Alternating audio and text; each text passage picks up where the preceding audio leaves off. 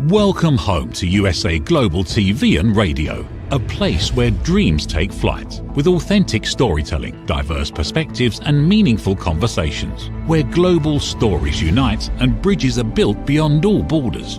Discover world-class education, entertainment, hope and inspiration. Together, we're building bridges worldwide. Subscribe to our channel, USA Global TV. Download our app, USA Global TV. Be our guest or join our team. Visit usaglobaltv.com. Thanks to our founder and executive producer, Dr. Jacalyn Kerbeck. Music score by Yeffy Tang from Cloud Road Music.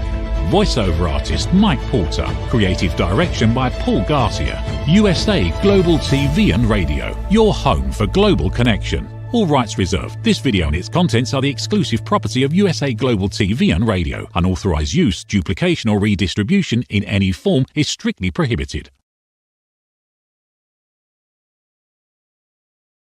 Every woman carries a story of strength, of purpose, of light. Through her courage, the world is transformed. Through her grace, generations are inspired. This is Iconic Women. Within every woman lives a goddess. A celebration of brilliance, beauty, and empowerment. Join us every Wednesday at 11 a.m. New York, 4 p.m. London time. Only here on USA, Global TVR, and Radio. Featuring the iconic Dr. Jacalyn Kerbeck, honoring voices that shine across the world. Subscribe to our YouTube channels, USA Global TV and Dr. Jacalyn Kerbeck, to watch and engage with all our content. World-class education, entertainment, hope, and inspiration. Good morning, good afternoon, good evening. Welcome home to USA Global TV and Radio and our new program, Iconic Women. And you may have seen in the video, this was actually inspired as a result of my being asked to participate in the Women of Wealth magazine, where I gave a presentation on how to be a world-class broadcaster at the Watergate Hotel. And I earned an award as one of the top global women icons. And so I thought to myself, what an incredible event it was. And there are so many women out there who are iconic. Let's have them come forward and share more about their lives and how they view being iconic, and also how they feel about the Greek goddesses and which one they most relate to. So today we have a guest who was here a little while ago on our judgment program, which I absolutely love when people come back. Her name is Tricia Copeland, and she is an iconic woman, which is why I invited her to attend the show today. She has her own podcast, and we were just talking backstage that it's so successful and going so well that there's so much demand that she can't keep up with it and has to set some boundaries, which we do as iconic women. We have to set boundaries for ourselves to make sure that we are taking care of ourselves and we have our me time. She's also an author, and she's written over 20 different novels. She's won many, many awards. And she is here today to talk about her story of being iconic. Let's welcome Tricia to the show. Hi there. Hi, Jacalyn. Thank you for having me. I feel so honored. Thank you so much for being here. You definitely have made an impression on me and so many others. And of course, you have an amazing backstory that you've shared before on our programs.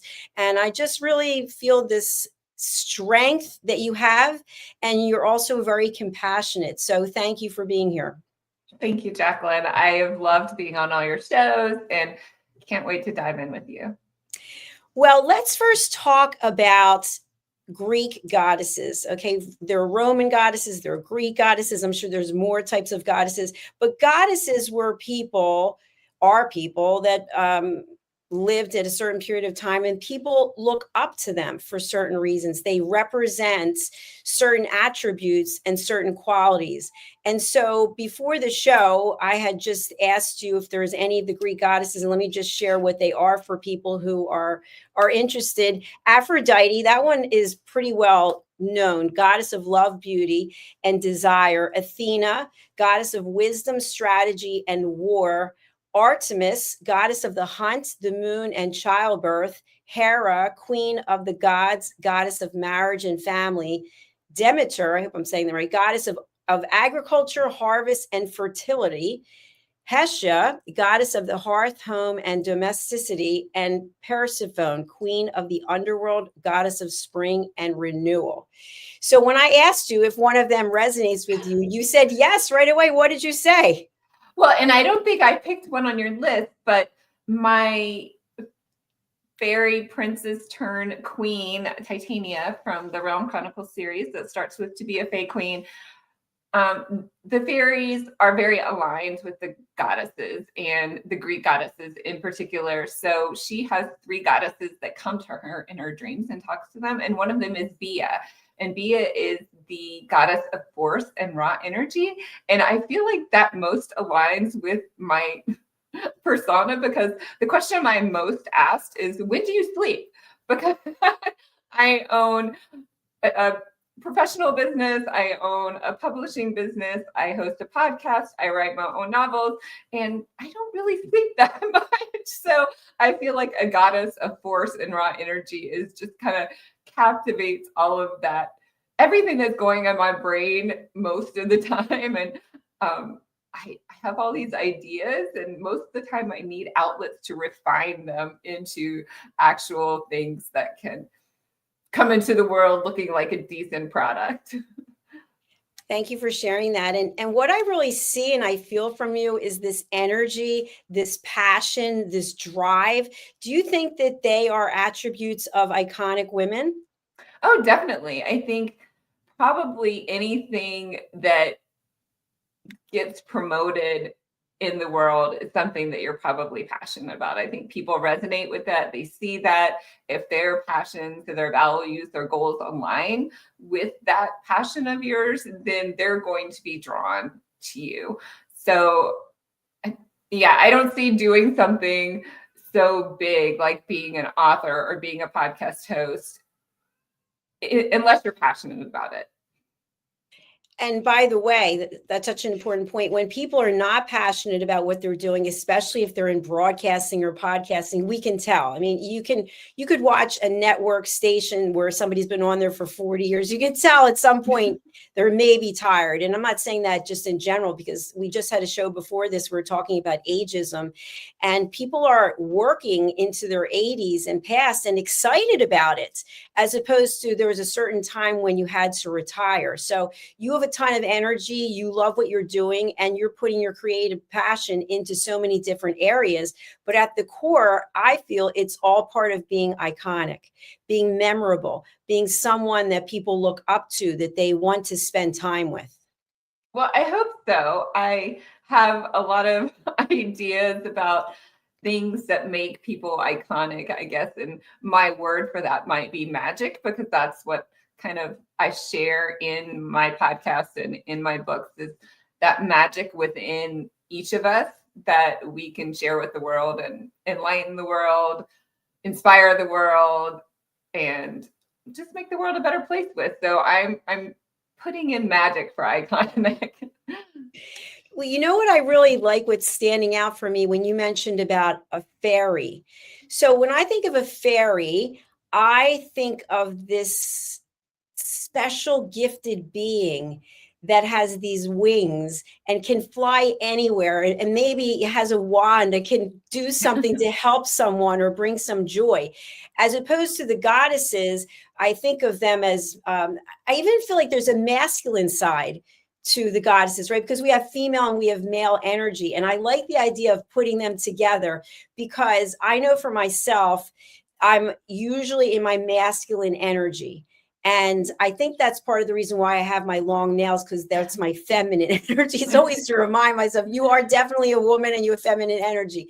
So can you see any connection, intersection between fairies and goddesses, or do you think they're mutually exclusive? I think they can be connected. I mean, definitely my fae and my fairies, especially Queen Titania, she has a strength and power of her own. She's lost 4 of her brothers, and she's the only one to take her family's crown. So she's trained in swordsmanship and archery, and plans to take over her kingdom and lead her kingdom and help her people be prosperous and peaceful. So she definitely has that raw, powerful energy, and aura about her, I guess. And she prays to the Greek goddesses. They pray to the goddesses as part of their spirituality or religion, and the goddesses come to her in her dreams. So obviously the goddesses have decided she's someone important that we need to be helping.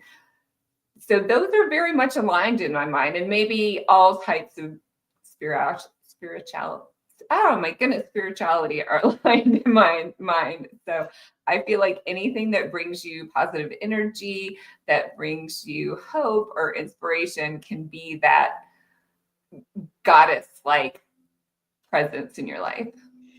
Absolutely, I agree with you. And I think also when we think about the roles of goddesses and the roles of fairies and the roles of iconic women, certain people, certain things come to mind, but we also sometimes need something tangible. And I know last night, it has nothing to do with this show, but maybe it does. I actually went and bought myself a tiara, and it's coming. It's handmade by a company called Trina Tarantino. And I've been wanting it for a long time. And I thought, when you put it on, like if you're on a podcast or TV, we could actually get away with this, right? I'm not going to be walking down the street with it, but it's that feeling of, you know what, wow, I can feel this special power as it is. But yet in real life, with the crown on or not, whether it's symbolic or, you know, it's just you're figurative, we have a role, which is to inspire and to lead by example. And that's what you're doing. And so with all the authors who are out there, you really are separated from them because you've won so many awards. And I'd love to have you just share with us, how did your journey as an author start to go in a new path when you realized that you were really talented and getting awards? Right. Well, I'm not sure I still think of myself that way, but I always feel honored by all the awards. And to me, it just really means that more people are going to see my book, and hopefully more people are going to find it and resonate with my characters, because I feel like these characters really show what it's like to maybe struggle in some areas of your life, whether it's with mental health or anxiety or fitting in the world, or just not sure what you want to do. But then throughout challenges, coming to realize that you have this special gift or power within, in whatever area it may be, and that you can ignite change. So that's really my message. And with most of my characters, I want to say, in different areas of their life. So, and I think they're really fun stories too. And I love getting feedback from readers who just want to talk about my characters, and I could do that all day. But, you know, really that's what it means for me, is that I get to share my work with more people. Thank you so much, Tricia. At the beginning of the show, I talked a little bit about setting a boundary. And so I'm wondering, as goddesses, you know, if you think about the goddesses and maybe some movie that we saw, maybe even Cleopatra, there has to be some time for self-care, because everybody's looking to you, right? Everyone's like, oh, what's the next thing? Or what are we supposed to do? So what are some of the things that you do for self-care that really help fuel your creative energies? Right. I have a routine, and if it doesn't happen, then I don't feel as good during my day. I love getting up and exercising first thing in the morning. That gets my adrenaline going, and it gets my head sort of, maybe all the squirrely ideas that are going through it, a little more focused. Maybe it's just like get that physical energy out, and then I can focus on my work. So I get up, I usually run in the morning, and then I'm ready to start my work day, and can be more, I guess, regimented about that work day when my mind's not jumping all over the place. So yeah, and then I like having my evenings and weekends free. I schedule some podcasts in the evenings when people can't get their schedules to match up. But definitely on weekends, I prefer to have family time and me time and friend time. So setting all those boundaries helps me just, I think, be better when I am on or doing interviews or creating my writing, or what am I doing for my company. you've mentioned that you are so passionate about many different areas, which really at the core, I think, come under creativity. And I see surrounding, you've got some photographs and you've got a picture. And so they're also creative outlets as well. Where do you see yourself going with this creative journey? I love writing. I was in a lull. I just finished one series that was sort of a 10-book crossover series. And I was struggling to find my next inspiration. I think I found it for my next story, my next novel. So we'll see where that goes. But yeah, I love writing. And for, a minute, I thought, maybe I could do something else. But right now, I don't think so. But yeah, we'll see where that goes. I think, I love drawing. No, I can't draw. I should say that. I like coloring other people's drawings. And that kind of just relaxes me and brings me into more and more of a like relaxed state, I think sometimes. Which is really necessary, right? We have to refuel so we can even figure out what it is we're going, what's our next step. And I was talking a little bit earlier about the masculine and the feminine energy. And so, as I've stated, my masculine is always pretty much more dominant than my feminine. How do you balance the two if you do? Yeah, I kind of see them as in the same light. I have 3 kids, so I like to think of myself as a nurturing person, and I tend to think of them first when I'm thinking about priorities or people that are most important in my life. My family is very important to me, but also I tend to be a go-getter and I want to achieve in my business. And I guess that's part of my I would say my masculine energy. I like to, I was at a party this weekend and tattoos everybody doesn't love tattoos, but some people do. And this one guy, and probably I'll be embarrassed if he listens to this. But anyway, he's like, oh, I have this one tattoo. He's so proud of his tattoo. And then I was like, okay, I have on too many clothes because it's too cold outside. I can't show you all my tattoos. But there was this little bit of me that just wanted to one-up him. Like, really, you have one tattoo? So maybe that's my masculine energy coming through, or ego or pride a little bit. And that's fine sometimes. You need to be proud of what you do. Absolutely. So that was your competitive side, and you wanted to basically say, oh, one tattoo, check out what I have. So would you share with us, what do your tattoos mean for you? Or do they all represent a story, or are they basically you saw something and you thought, wow, this is pretty. I want to have this on me, or they mean something significant? Yeah, they all mean something significant. I got my first tattoo, this sparrow, which is symbol for my first book series, the Being Me book series, which was a fictional retelling of my experience overcoming anorexia. So that's a 4-book series. So I have that one. I have one tattoo that honors a friend of mine who was lost to breast cancer. I have another tattoo who honors a friend of mine that was lost to COVID-19. I have many tattoos, honoring my sister, and then my family all decided to get a B. So 4 of us got a B, which was really special to me. So yeah, I have different family members as well as, and I honor them in different ways, just things that symbolize their lives to me, and hopefully that they look down on or look at me and say, oh, thank you for remembering me. So yeah. That's beautiful. It really is. I don't have any tattoos, but I started watching Ink Master during the pandemic, and I had so much respect for what actually goes into tattoos that I started interviewing people. And I started a book, but I never finished it. The book was called Behind the Ink, and so it's basically what are the stories that people share. So. But that's a story for another day. So you are a successful podcaster, and obviously our role when we're podcasting is we want to have the guests feel like a hero. How do you help your guests find their inner goddess? Right. Well, I interview authors about their books and about their stories. So I'm not asking them to tell me about how they wrote. Sometimes a little bit about how they wrote their story, but maybe so that readers can find them in their books and see if they might be interested in reading their books. So the it's awesome because even the most introverted reader, when they start talking about their characters or the books, come alive.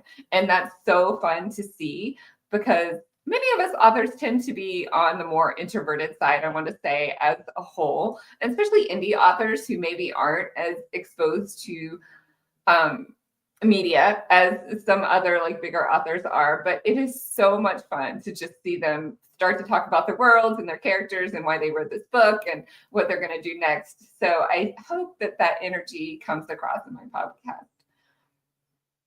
And the beautiful thing is that you're giving people an opportunity to share their work. And it sounds like it's a collaborative space instead of a competitive space. And that's one thing I really admire about the author community. And we've discussed this before, but how people are in the author community are so supportive of one another. Whereas in other industries, it's really kind of cutthroat where you would never bring on somebody who's in the same space as you.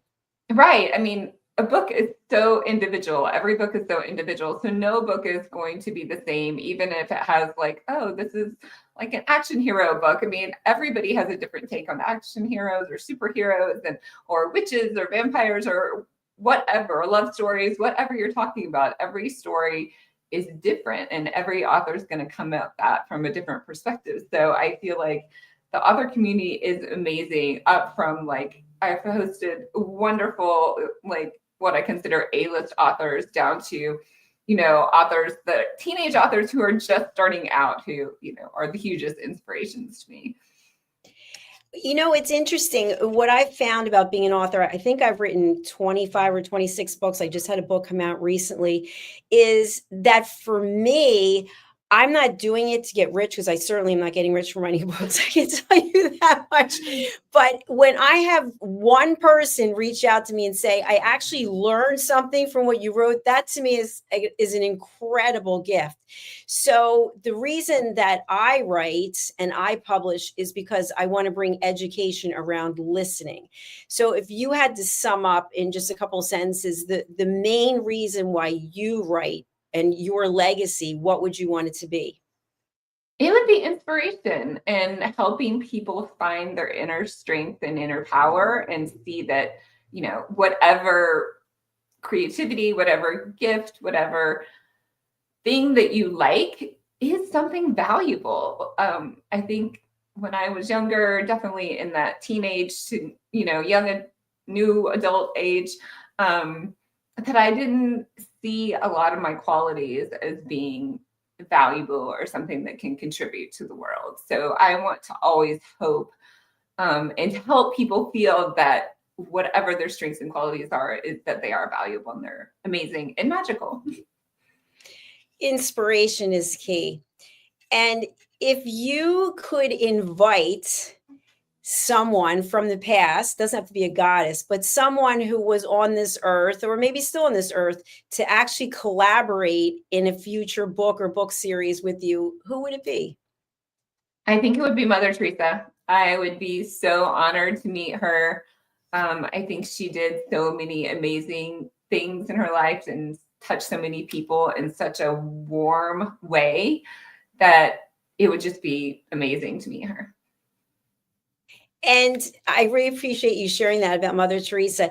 Would you bring anyone in for this fictional, this opportunity we're talking about? Would you bring anyone in to work with the two of you who had a set of skills when it comes to writing or editing or publishing or marketing that you'd like to learn from? Oh, wow. There are probably many people that would help me do a better job on like a memoir or an autobiography or a nonfiction piece because I tend to be very fictional and up in my head and imagine more fictional worlds than, you know, hard true to life worlds. So I think there would probably be many people who could help me with that. Maybe you could, Dr. Jacalyn, because that is not my forte, and I think it is yours. Oh, thank you. I can tell you that the editing part, I just can't stand because you can never stop. It's like there's always something else. And, you know, with artificial intelligence, I've been reading a lot about if you're not embracing it, then it's going to be replacing us. I don't think that that's true. But I have found that people either embrace AI as authors or they're completely against it. So which side are you? Are you in the middle of the road? I'm sort of in the middle of the road. I don't use it tons, but definitely when I need to do research and look up something, it's very helpful that it just gives me that little concise thing on my Google search. If I'm really needing it to be exact, obviously you want to check what AI is telling you. And several of my books were like captured by Chat GPT and things like that. So that's another issue too. We don't want our property, our copyrighted property, to be used by other people in the wrong context. So that's really the only thoughts I have about that. I love that it tells me good answers, but I always double check them. Yeah, I agree with you. I actually will give ChatGPT certain information that I know is not correct and see what it does with it. And then I'll even write to it, incorrect. You didn't do your research. Go again and come back with the right answer. Like I'm actually talking to it like it's a person, typing to it like it's a person. But there are many mistakes that it makes, which is interesting. And then there's sometimes that it's really great. It's almost like having a team member that you can count on, but you realize you really can't count on the team member. They're good in certain areas, but not in others. So I'm interested to see where future iterations of AI actually go and the benefits that it can have. At the same time, it reminds me of one of those movies that I don't watch where they have those huge creatures that are like taking over the New York City. And I feel like, okay, I want to get out of town. So I have to just be mindful of that as well. So if you could picture yourself 5 years from now, what will you be doing and how will your life be different or the same?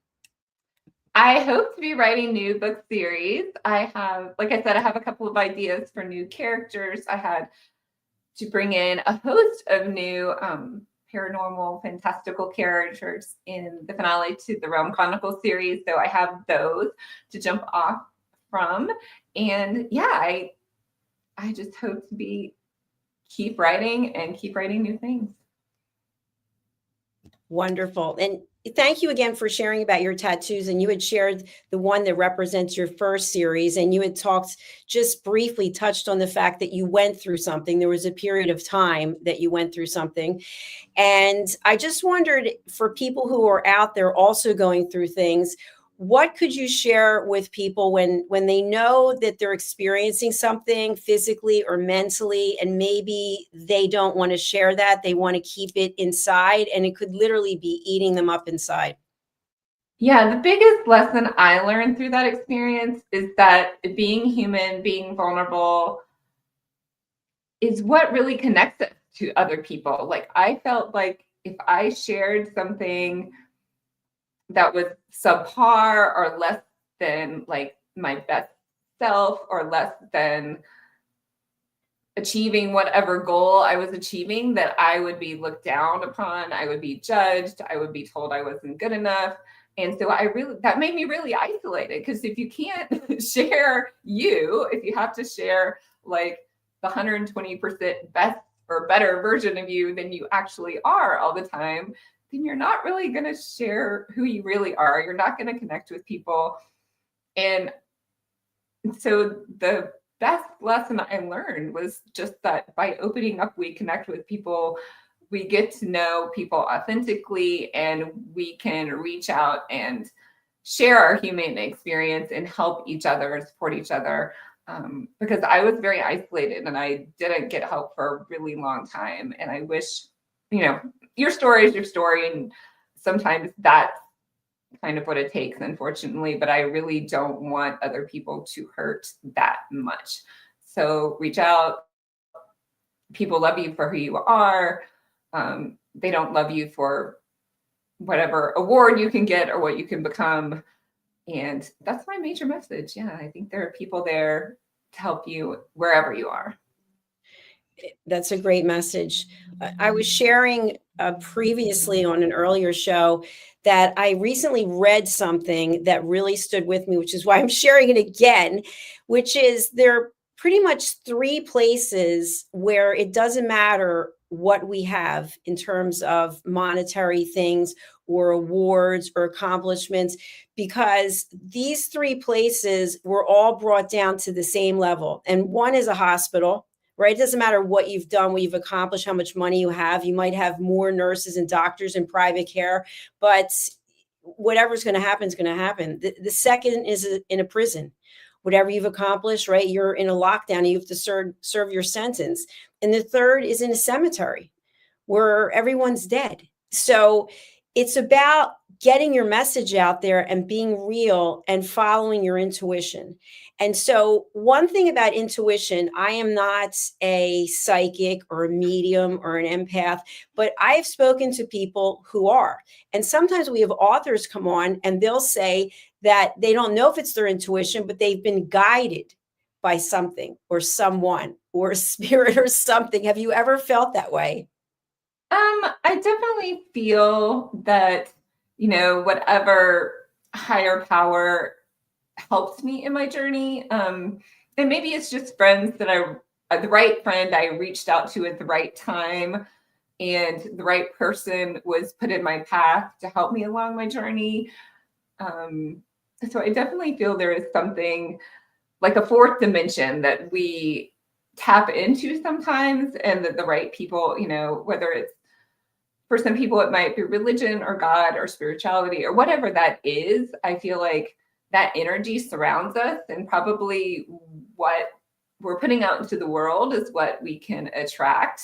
And sometimes we're putting out that we need things, and maybe we attract people that can give that to us. And sometimes we're putting out that we can help people. So maybe we attract people that we're supposed to be put in their lives to help them. So I definitely have that spiritual side that I believe that sort of everything is happening for a reason. And that if we are open to that, then we can have our lives enriched that much more by those relationships with people. Absolutely. I like to think of relationships like a tree. You've got the roots and you've got the branches and you've got the leaves. And sometimes we get all hung up with the leaves, the people who come and the people who go, but yet they served a purpose, and we served a purpose in their life. We might not know what it is, but they're here and then they're gone. And so what I'm really wondering now is, you shared about what you went through, and I can't imagine that because I've never gone through that. And you look back on it and maybe feel a certain way today than you did before. But how did you and how do you maintain grace during difficult situations? I think grace is just about, forgiving yourself and allowing yourself to be human, as well as allowing other people to be human. So I'm not going to be the perfect person. I'm not going to do the perfect thing. I'm not going to react the perfect way every time. We all have a little bit of selfish traits sometimes, and sometimes that is good because we do need to protect ourselves. But just also putting yourself in those other person's shoes for a minute, like walking in their moccasins, as the Native American or Indian people would say.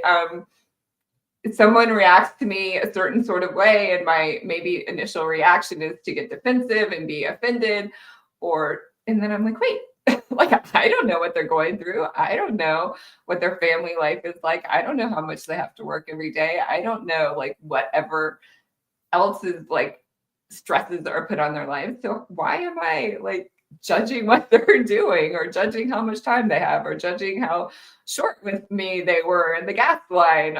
Yeah, they may have a stress. So just taking a step back, taking a breath, saying, that's been me before. So yeah, I try to take things with a grain of salt and give myself grace as well as other people. That's beautiful. Thank you.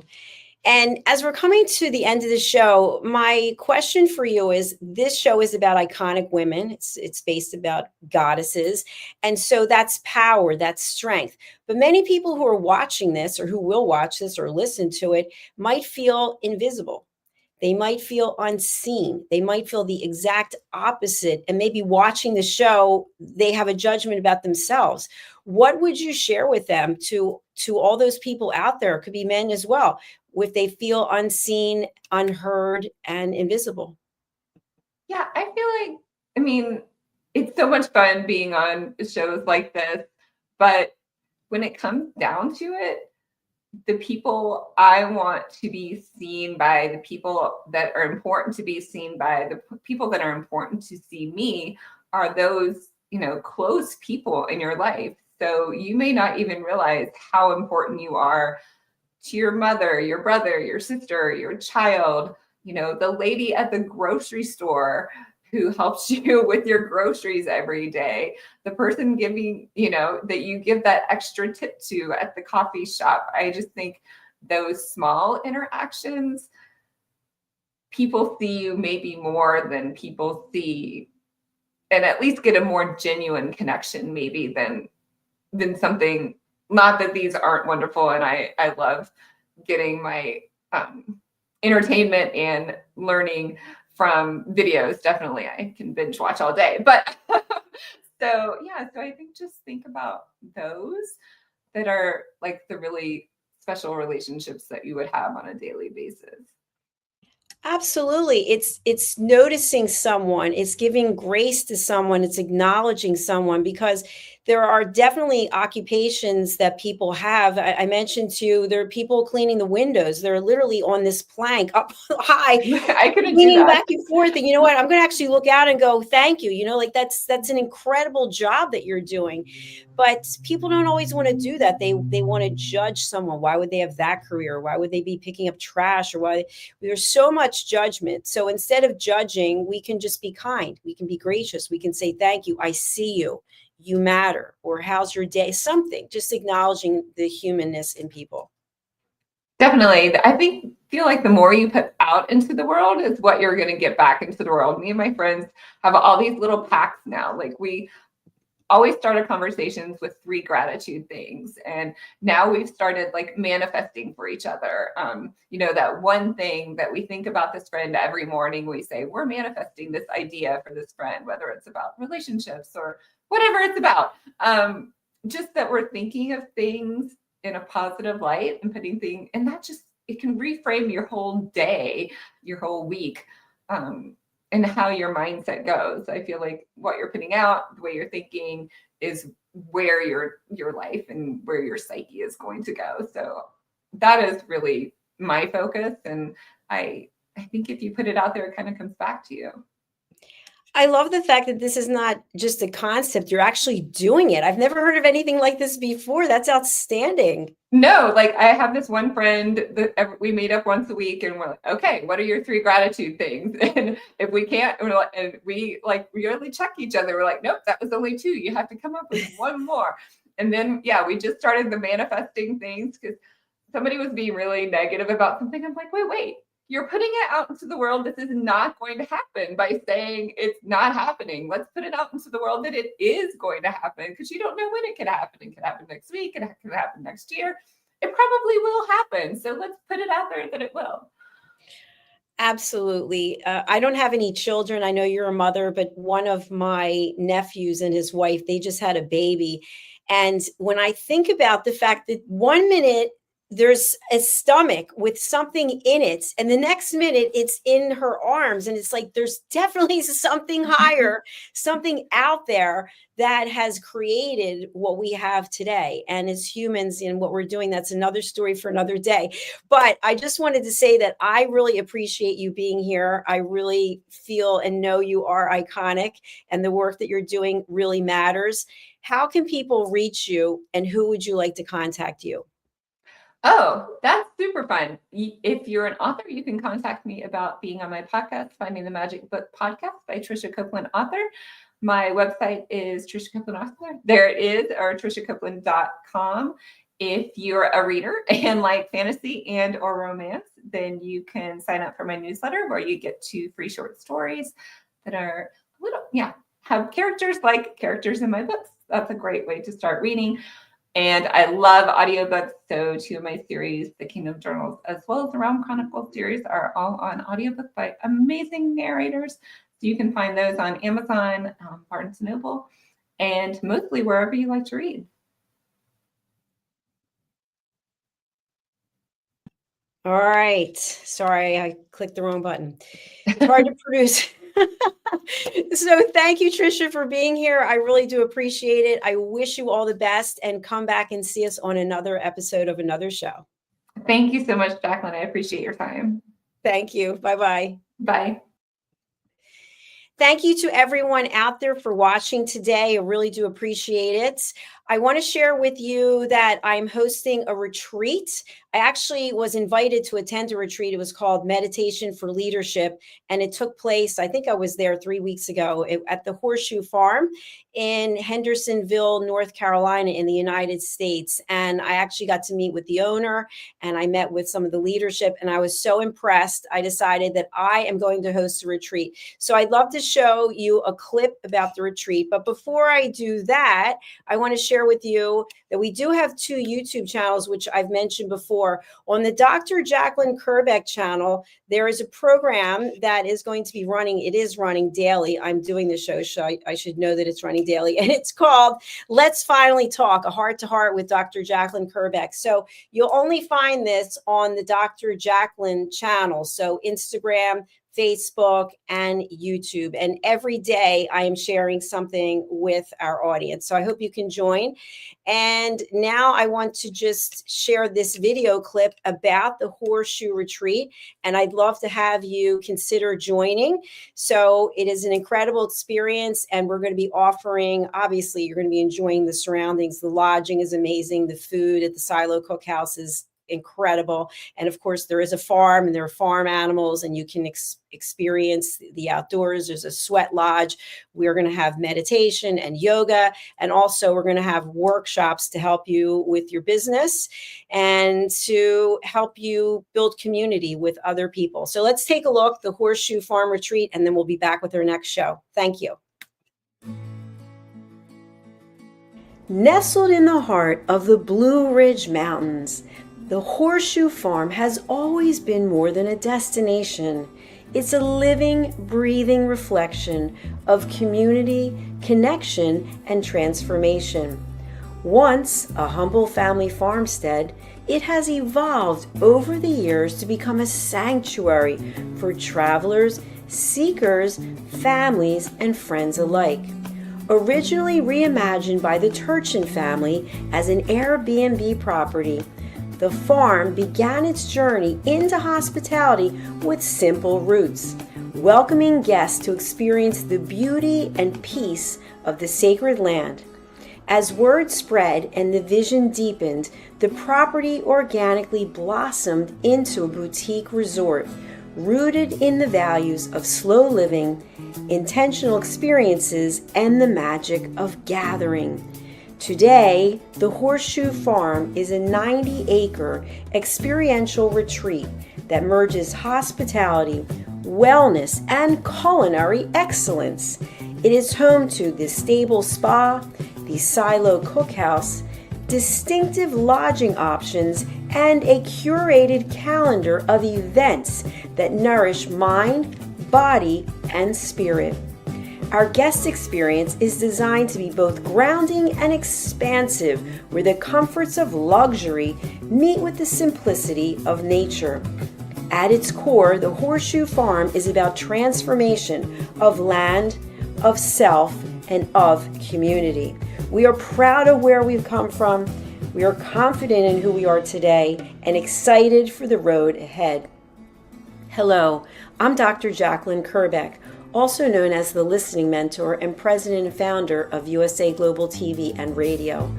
I had the opportunity, the pleasure of attending a retreat at the Horseshoe Farm just recently.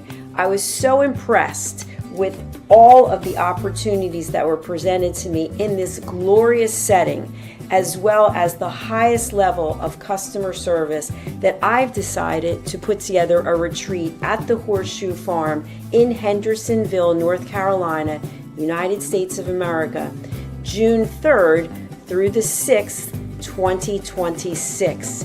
You can expect to have a beautiful time of relaxation combined with learning, community, collaboration. Do consider joining me in this wonderful opportunity to reconnect with yourself, with others, and with nature. For more information, email me at drjacalyn@usaglobaltv.com. Is it true? Is it kind? Is it necessary? In a world quick to judge, one book dares to reveal the hidden cost of silence. Discover Holy but Harmful, The Silent Sin of Judgment, How Hidden Judgments Destroy Relationships and Damage Lives by Dr. Jacalyn Kerbeck. The Amazon #1 bestseller that's transforming the way we understand ourselves and the way we see others. Pick up the companion workbook to uncover your own hidden judgments and learn how to break free from them. Available now on Amazon and at fine bookstores worldwide. USA Global TV and Radio proudly presents Tracy Cram-Perkins, a dementia caregiving survivor teaching how to balance care with peace of mind. #1 resource for dementia caregivers. It's the book Dementia Home Care: How to Prepare Before, During, and After. Over 17,000 copies sold of this must-have guide. And now a testimonial from Tracy Smith. If I was to describe this book to someone who is going through a similar situation, I would underscore how important it is to have some sort of a tool or a guidebook to help you through certain stages. And there's so many, it's such an unknown topic to the average person. And to have this as a reference is essential. It's going to help you get through it personally, as well as help your loved one manage. To learn more, go to tracycramperkins.com. Tracy Cram-Perkins is an award-winning author. She's also the host of Dementia Home Care television show. Watch it here on USA Global TV and Radio. Thank you, viewers and listeners of USA Global TV and Radio, for joining us today. We're honoured to have your time and attention as part of our global community. At USA Global TV and Radio, we believe in the power of authentic conversations, meaningful connections, and creating a world of possibilities together. Want to be part of something bigger? Join our team of elevated listeners at usaglobaltv.com, a space where your voice matters and your ability to listen transforms relationships. Stay connected with us across all our platforms for thought-provoking discussions, expert insights, and empowering stories. Subscribe to our channels at youtube.com/c/USA Global TV. Follow us on social media and explore the endless opportunities we're creating for growth, learning, and inspiration. Together, we're not just broadcasting, we're building bridges and changing lives one conversation at a time. For inquiries, contact us at info@usaglobaltv.com. Music by Johnny Dies. Produced by Executive Producer and Director Dr. Jacalyn Kerbeck. Voiceover by Mike Porter. Creative Direction by Paul Garcia. All rights reserved. Copyright 2025. Visit usaglobaltv.com to view our full terms and conditions.